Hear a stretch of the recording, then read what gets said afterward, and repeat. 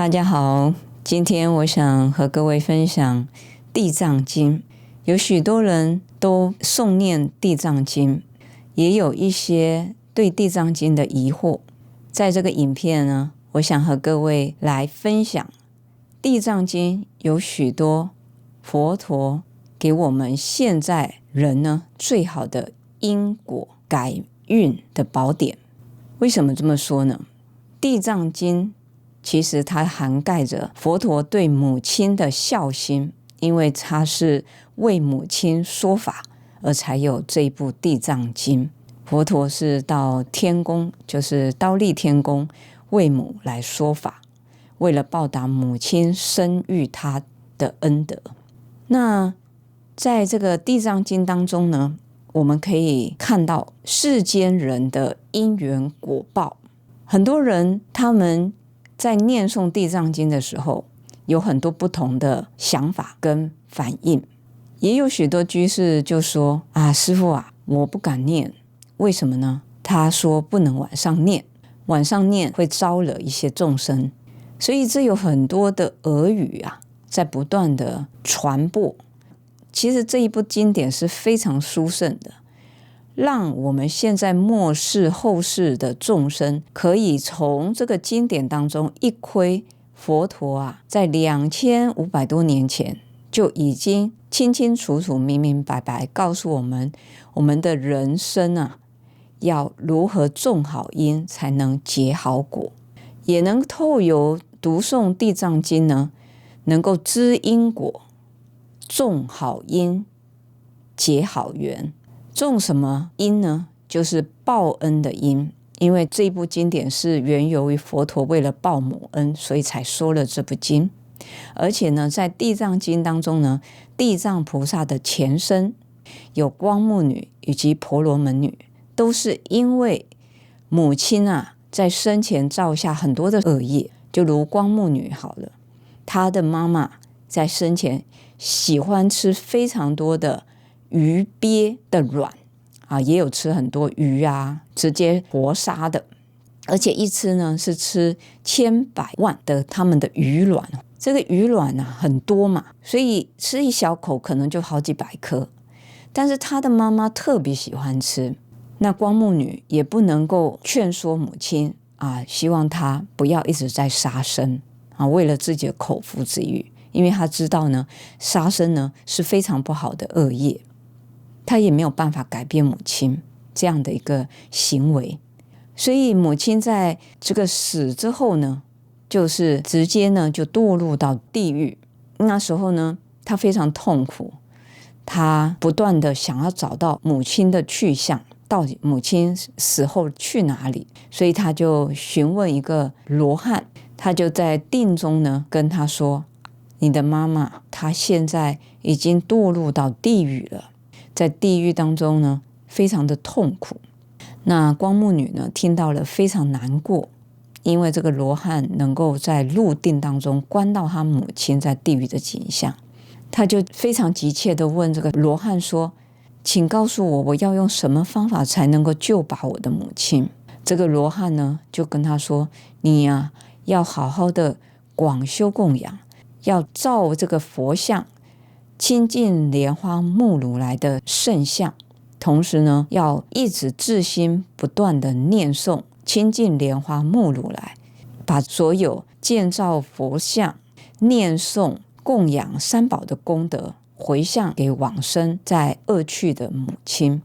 果然呢，他的妈妈得到了他这个孝顺的女儿，因为帮他在死后做的这些种种的福德，就是脱离了这个地狱的痛苦，转投身为在他家里当中一个卑女的女儿，才刚出生没多久就会说话，就跟光目女说，一直哭说：“我就是你的母亲啊。”那之后呢，光目女在古佛面前发下了大愿，愿意救度一切众生，然后最后才成佛道。仗着这个光目女为她在佛前所造的所有殊胜的三宝的功德，这个卑女所生的这个女儿在13岁之后呢，就夭折往生。往生呢，最后她就是到天界。脱离了在人道当中的这个短命报，就是贫穷短命报。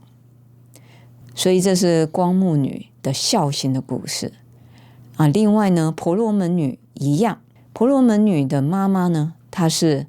毁谤三宝，毁谤正法，所以呢才堕落到地狱一样。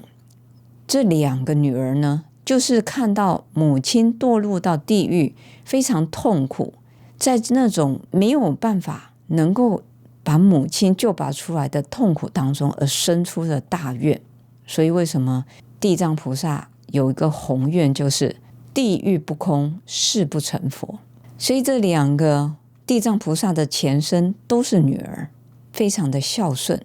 为母亲发下这种宏愿，利益众生的大愿。所以地藏经本身就是一个非常吉祥的经典，它不仅能够让我们要提醒自己，我们要做一个非常孝顺父母的人，父母也是我们的恩田嘛，他对我们有恩啊。所以我们在佛教有3个田，第一个呢是恩田，第二个是悲田，第3个是敬田。恩田呢，就是对自己有恩的，例如父母师长，所以他就是属于对我们现世有恩。悲田呢，就是对一些比较可怜，比我们更不足，条件更不好的人我们升起一种想要帮助他、救济他这样子的一个对境，那就是让我们升起慈悲心、怜悯心。这也是在积福造福。再来呢，就是敬田，佛法僧三宝是敬田，这个是众生值得尊敬供养的对象，所以称为敬田。所以为什么说三宝是众生的大福田？因为所有你小小的心愿或是小小的善行，只要是跟三宝结下因缘，或是自成供养三宝、护持三宝，都能够无限的增长广大。所以它是一个非常肥沃的福田。所以在地藏经当中有一句经文是这么说：难言菩提众生举心动念，无非是罪，脱获善利，多退初心，若遇恶言，念念真意。所以这里呢，佛陀已经跟我们说得非常明白，为什么我们在现世有很多的困难我们生活很多的不顺遂，家庭亲子关系不和谐，都是因为我们呢举心动念无非是罪。就算是有升起了维系的善念，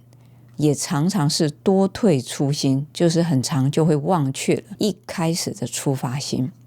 如果遇到不好的因缘呢，我们又会这个过去生所积累的因缘恶念又会慢慢不断的增长，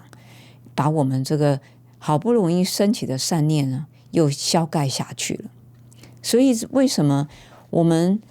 一辈子修学佛法，会觉得说感觉好像很多的障碍业障都在我们的面前挥之不去？那就是因为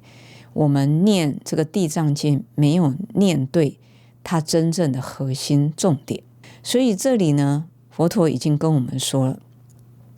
在地藏经当中呢，其中一品叫做观阎浮提众生品，就有所谓的因果法则，其中就有几点我觉得很值得大家可以多反思。在经典当中，佛陀这样说：若遇杀生者，说树殃短命报。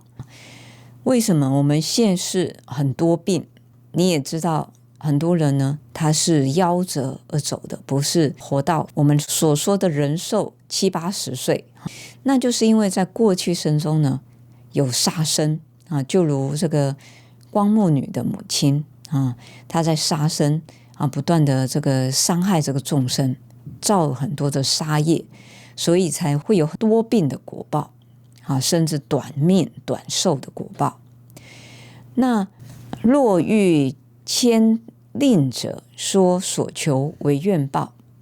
所以现在很多人为什么一直想要求发财，只是一直想往外求？其实呢，我们应该看懂了这个地藏经，佛陀跟我们说，如何改运的真正的密码就在这里。你如果呢要能够财运亨通，那你首先你的心量要广大，你不可以谦吝。谦吝呢，就是心范围都是想着自己或者是计算一些不法的行为来让自己赚很多钱，甚至呢或许用一种方式窃取别人的智慧财产来赚取更多的获利，或是伤害其他众生的利益来换取自己的利益，这些最后的果报就是所求为怨报。所以在经典已经告诉我们非常清楚了我们也不用去听很多看八字算命要怎么改运，我们从这个地藏经不断的念诵，我们就能够知道，这个佛陀已经在里面就跟我们说了，若欲轻法慢教者，说永处恶道报；若欲破戒犯灾者，说禽兽饥饿报。这些我们就可以看到，为什么会是很多的果相在我们的世间看得到，都是因为他过去生所造的这些恶因，而才有这些果报。所以这阎浮提众生就是指我们现在所处的这个娑婆世界，就是我们现在我们讲的这个世界。这个世界的众生呢，就是善根非常薄弱，总是呢想到是自己，总是为自己在计算最大利益去斤斤计较他人的利益。所以这样子的因缘果报呢，就会让我们知道例如说在经典里面就有说，若欲嗔恚者，说丑陋龙残报。为什么会感得丑陋龙残？那是因为过去生嗔恚，而且他所谓的嗔恚呢，也是让众生伤害。例如说嗔恚的时候，我们就会升起这恶口，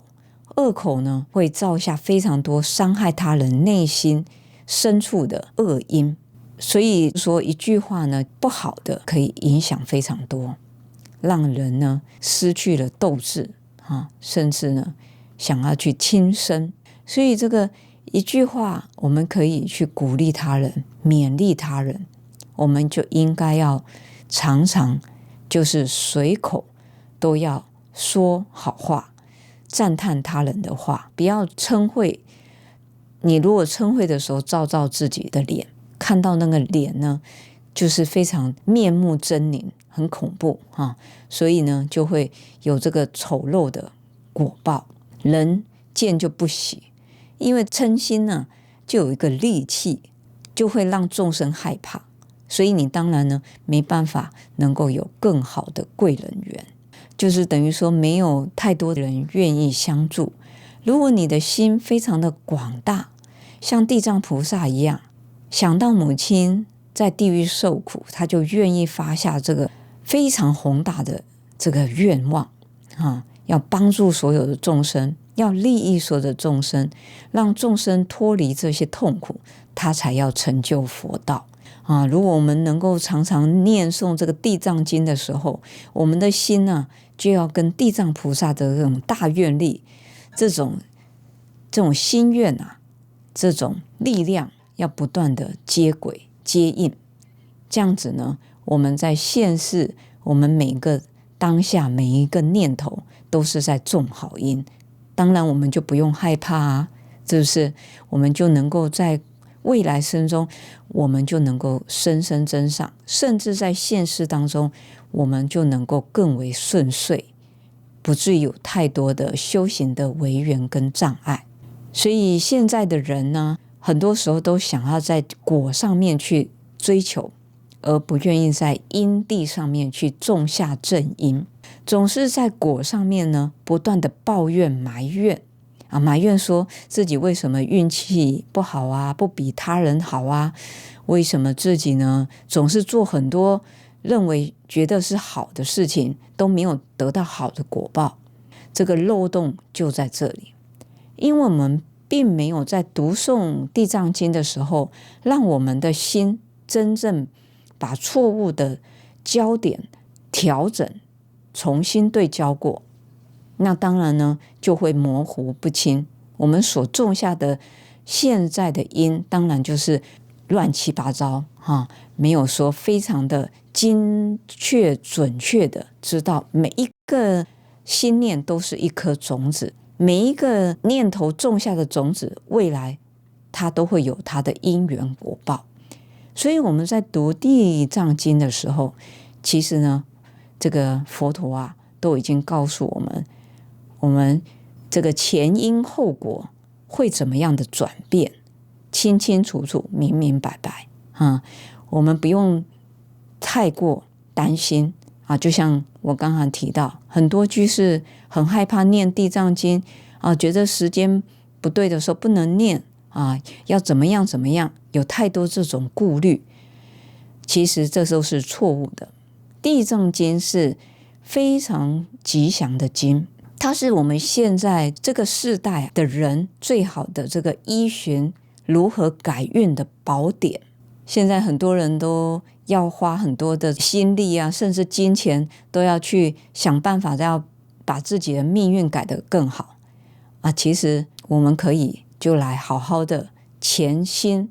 很虔诚至心的来诵念地藏经。那你可能会说，师父我没有时间因为念完地藏经可能要我1个小时甚至45分钟，我每天这么忙碌，我根本没有时间。那也没有关系，光念南无地藏王菩萨这个圣号，它就能够积累非常多的福德资粮在我们念一声地藏菩萨的时候，我们就想到地藏菩萨对父母亲的孝心，所以我们要提醒自己，我们要做一个孝敬父母之人。这个就是一个最好学佛做好人的一个基础。如果说你学佛了，对父母不闻不问不关心父母不尊重父母，那就是本末倒置。那你念再多的地藏经回向也都是枉然，因为地藏菩萨已经以身作则告诉我们，我们学佛的人就是要有这个对父母的这种孝心。佛陀也是他开演地藏经的因缘是为了他的母亲，他的生母到忉利天宫来说法，为了报母恩嘛。所以这个就是一个不仅是尽孝、知因果、了解自己的现世因缘果报最好的经典，就是从地藏经开始。那我们要脱离牵令刚刚讲若遇牵令者，说所求为愿报。牵令悭贪，它这2个字白话就是小气，做人很小气，很自私，很舍不得给予他人协助。那我们就要破除这个牵令，我们一定要学习随喜布施供养这样的一个好的习性。因为当你这个牵令的心都总是想到自我这样的一个小范围呢扩大的时候，你的心量就广大。当你的心量广大的时候，你的福缘福德自然就广大如那个源源的那个泉水一样涌出。那我们不需要一直呢在果上去求，我们应该在因地上，就是在起因上面，我们要先知道我们应该怎么做，就是要破除只是为自己想自己的利益，我们要多去为他人着想，这就是地藏菩萨给我们的启示同时在这里面也有述说，若遇无我共高者，说悲死下贱报；若遇两舌斗乱者，说无舌百舌报；若遇邪见者，说边地受身报。如是等阎浮提众生身口意业恶习结果百千报应。在这个经典就是这么样述说了非常多的为什么在我们现世很多众生呢，受到很多的苦，这些苦报、业报，都是因为我们过去生中所种下的。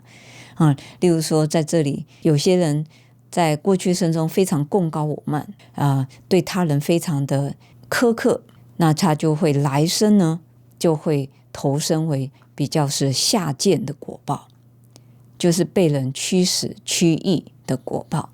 好，我们再来说其中若遇邪见者，说边地受生报。就是邪见是什么意思？就是不信因果、毁谤正法，这些人的果报呢，他就会投生在边地。在佛法上，边地是什么意思？就是没有佛法僧、三宝具足的所在地。其实在我们这个世界，其实也还是很多边地哈。虽然有些地方我们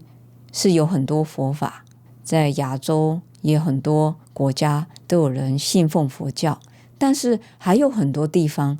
是并没有佛教传扬的，就在佛法当中叫做边地。所以我们要如何呢？避免自己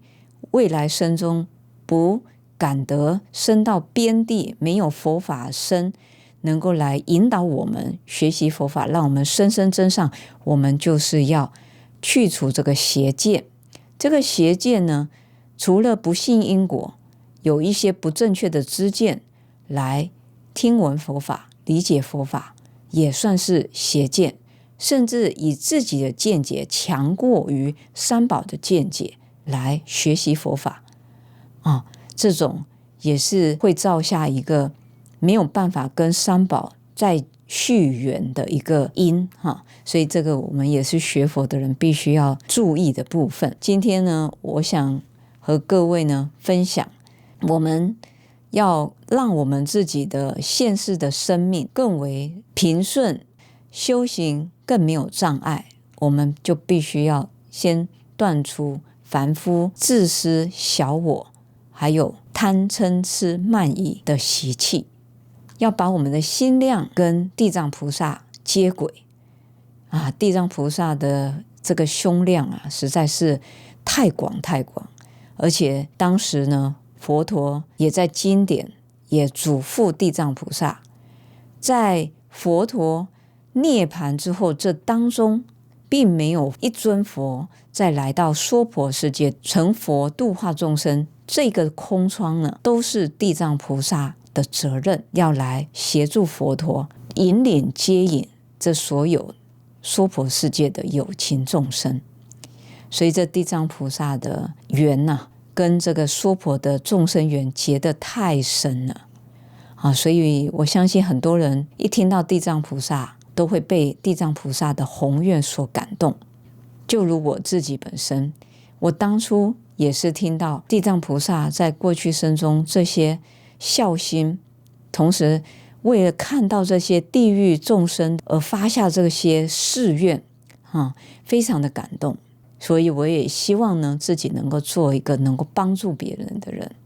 所以就是从这样一个小小的因开始发芽所以不要小看我们能够听闻或是读诵地藏菩萨本愿经这样的一个功德利益。就算没有念诵地藏经，就是念地藏菩萨、南无地藏王菩萨，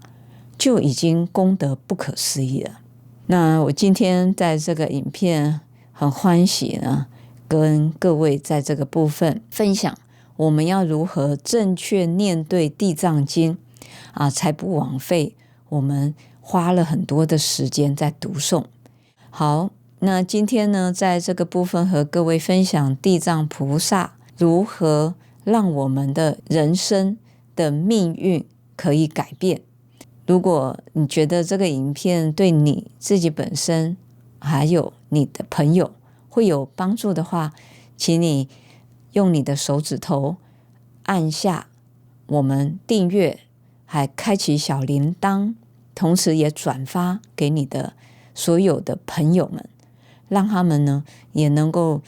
领受到地藏菩萨的悲愿让他们的人生也有转机这个地藏经不是让我们害怕，里面所说的地狱的景象也好，因缘果报的景象也好，完完全全是让我们要更清楚明白，我们每个因地发下的心念就是一颗种子种在土里，我们要小心的去种这个种子